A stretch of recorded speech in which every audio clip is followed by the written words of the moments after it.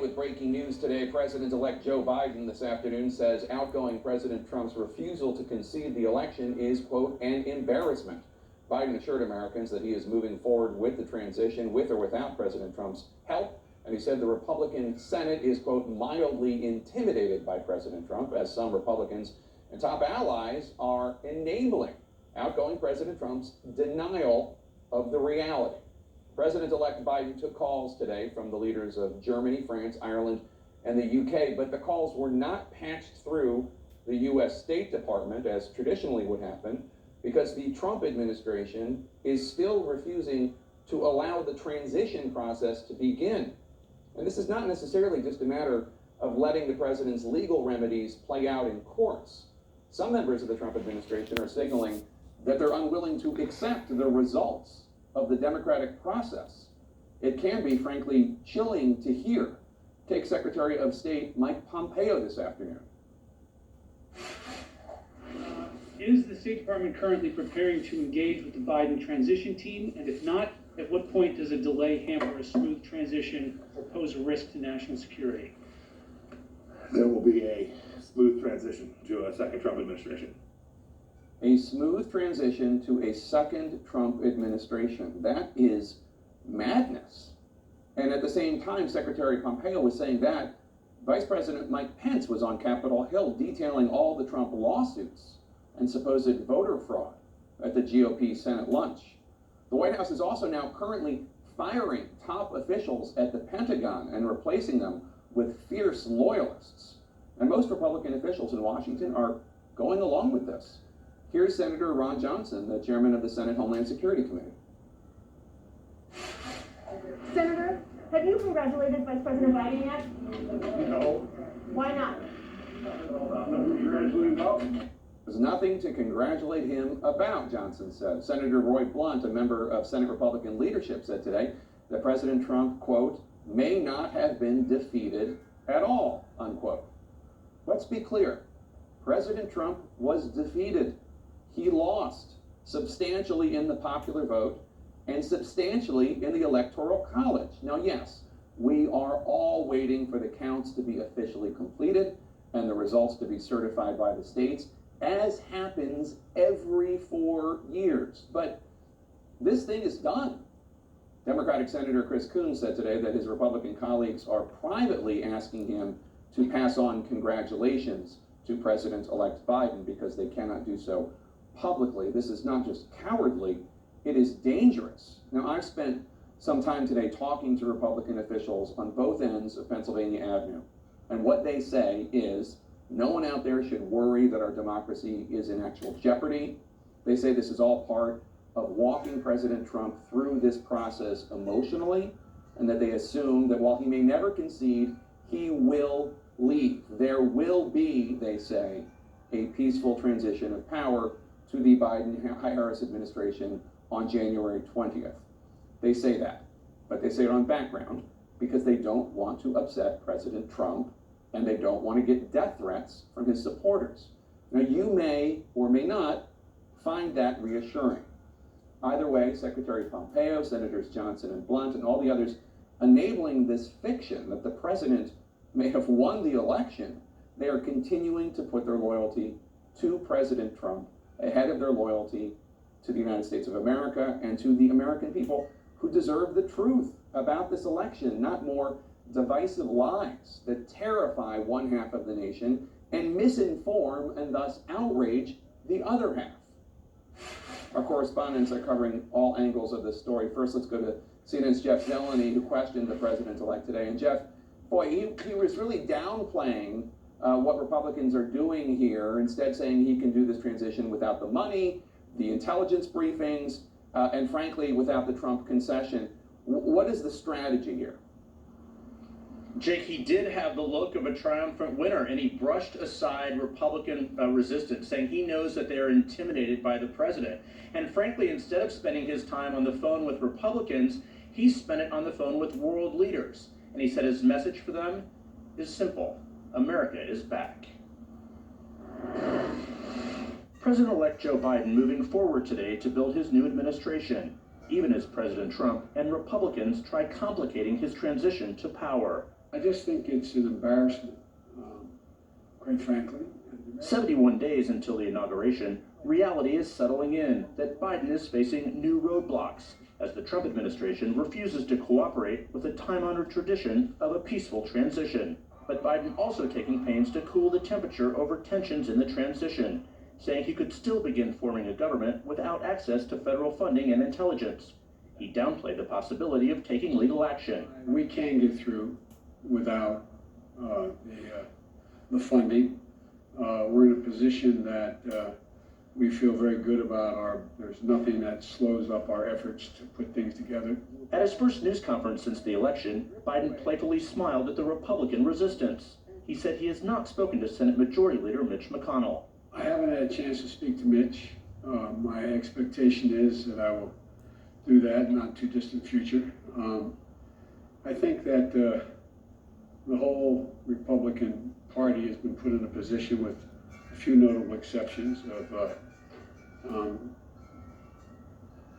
being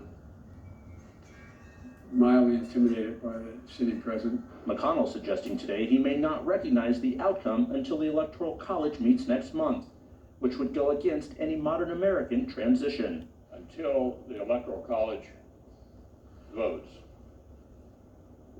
anyone who's running for office can exhaust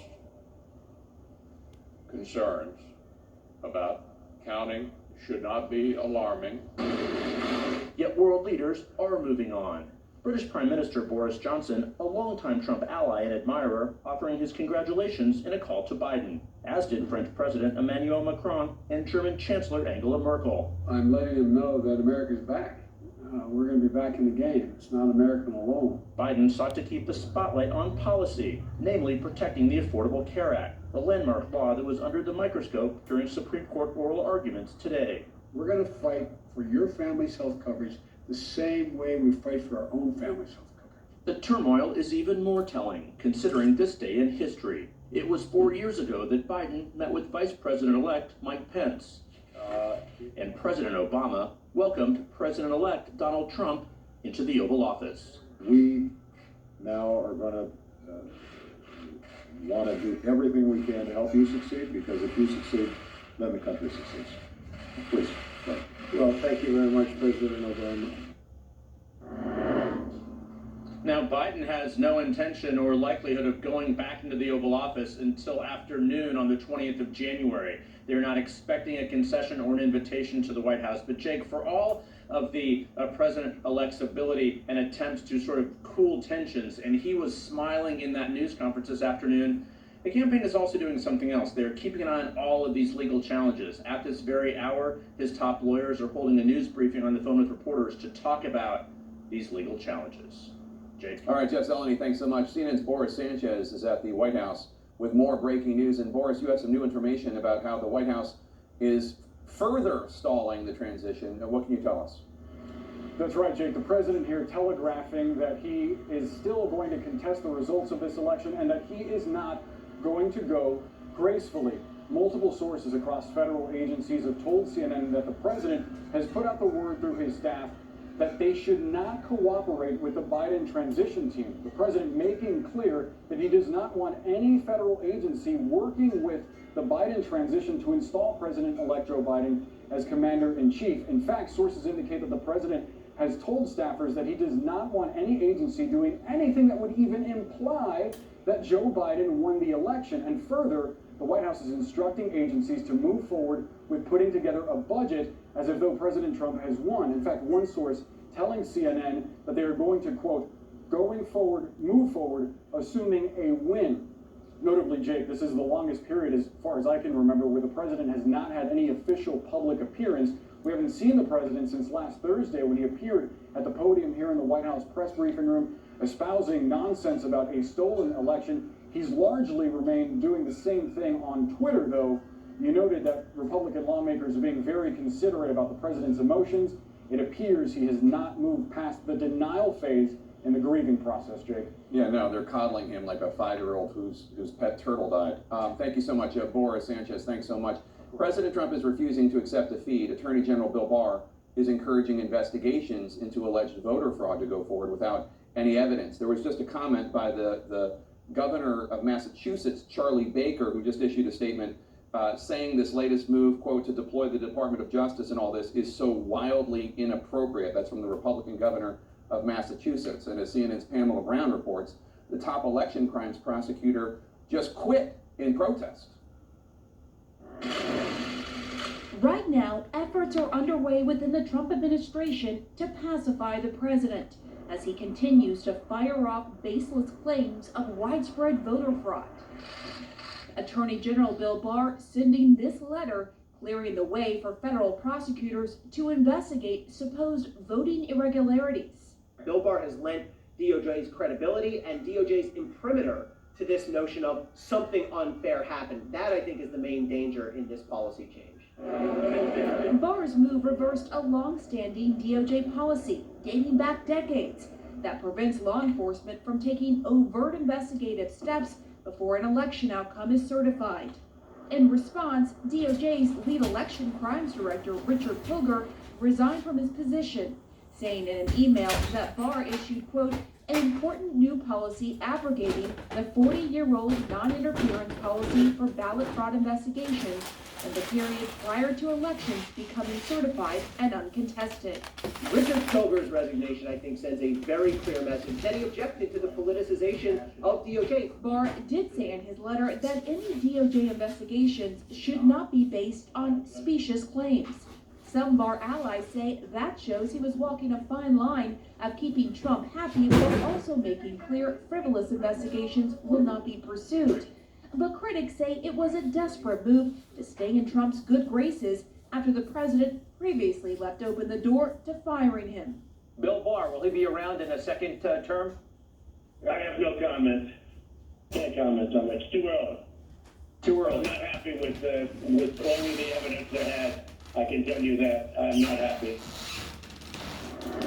And another person we're seeing try to appease the president is Senate Majority Leader Mitch McConnell. As you know, Jake, he said on the Senate floor that the president has every right to look at his legal options and to look at alleged irregularities. He did stop short of embracing the idea that there was fraud in the election, but I'm told by sources, Jake, that McConnell made these statements after a days-long campaign from the president and his allies, reaching out to GOP allies, pushing them to support their evidence-free fraud claims, and the president even dangled the idea of not helping with the Georgia Senate runoffs. Sources close to McConnell denied the president ever made that threat directly to him. Jake? All right, Pamela Brown, thank you so much. The pandemic, meanwhile, is continuing to rage, and it is going from bad to worse. Dr. Anthony Fauci